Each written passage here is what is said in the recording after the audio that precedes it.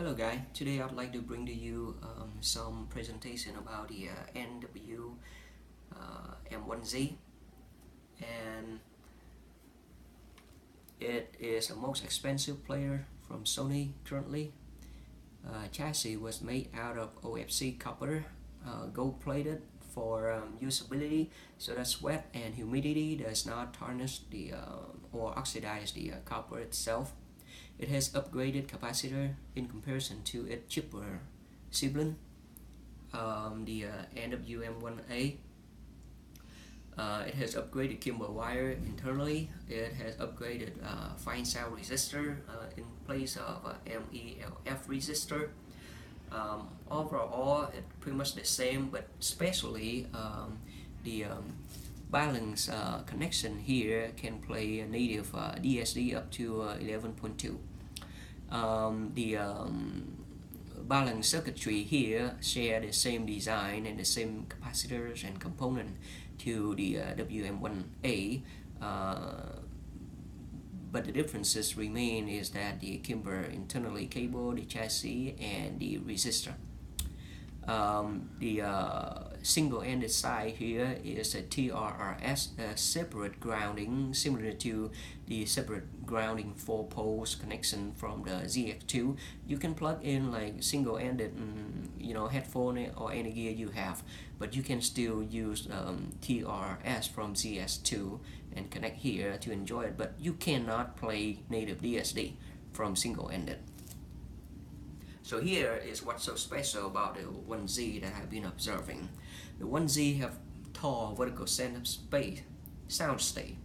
It have deep sound state, not too deep, but deep enough. Wide is feel a little bit more constricted in comparison to the tall dimension and the depth dimension. So to me, it's more kind of like an oval presentation of sound state. It's not holographical, spherical, but more oval.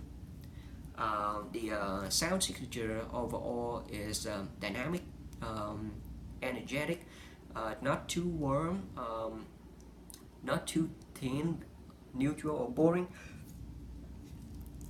It's a little bit more than neutral, but a little bit less than warm. It's not as warm as ZX2, surprisingly. Out of balance, it remains somewhat neutral, but it has strong dynamic. It has thick body, total body, very organic presentation, and especially good sound state, good layering. Positioning is kind of constricted because that's the way it feels.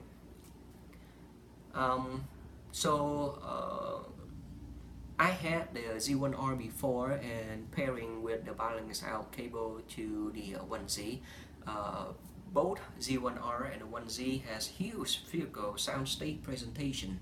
So if you like sound state, you like holographical, spherical, you like close back for noise isolation, you don't want people to hear what you are listening to, I think Z1R and 1Z will be the best bet at the moment. But somehow it has like a lot of sub bass. It has overall warm signature from the Z1R together with the 1Z. It was not somewhat good pairing in my taste, so I swapped out the Z1R to the next lucky owners, and I buy Utopia because unfortunately I only want to pair Utopia to the 1Z here as a portable solution in all-in-all system. So what's special about Utopia here is that it's strongly dynamic. It's not too bright, it's not too warm, it's not boring. It is actually neutral but strong dynamic, and punches, and then it have good detail, layering, separation. The sound stage is spherical, but it's smaller than my SA5000. It's smaller than my Stax 009. It's smaller than Z1R. But yes, it's spherical. It's not oval, it's not flat, it's not boring, it's spherical. The positioning on the and layering on the Utopia is really vivid. The tonal body timbre and dynamic delivery sense from Utopia is strong, really nice.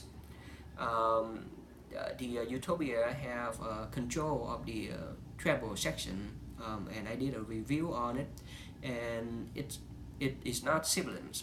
It's not overly bright. It's not sibilant. It's good detail, but it is musical. That's the special thing about a Focal Utopia. Um, so when Utopia compared with the Z1R, it has better synergy out of this. You know, dynamic, punchy delivery, good holographical sense of sound stay here. But then I felt like something was missing, something was constricting. So I was lucky enough to get a service manual for the Walkmans, and I performed some surgery on this. First off, I swapped out the Kimber cable to the balance side to Mundorf silver gold cable, solid cable. The Kimber stock cable was 22 gauge, American gauge, per polarity. So I swapped out to 21 gauge per polarity, and then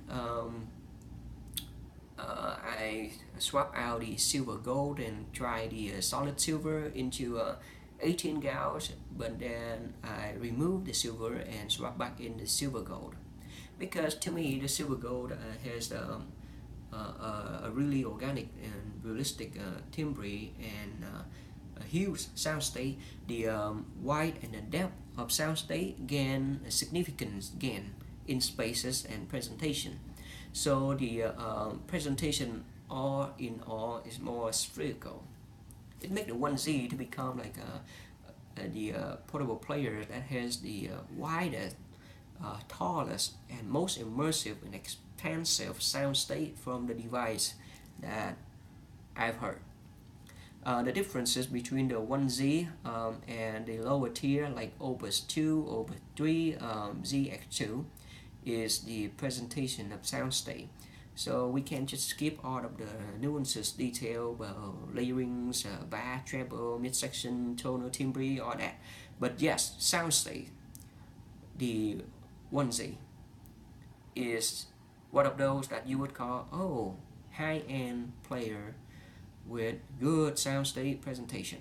Together with the Utopia here, out of balances cable, you would have a really sophisticated portable system, and you would love it for a long time.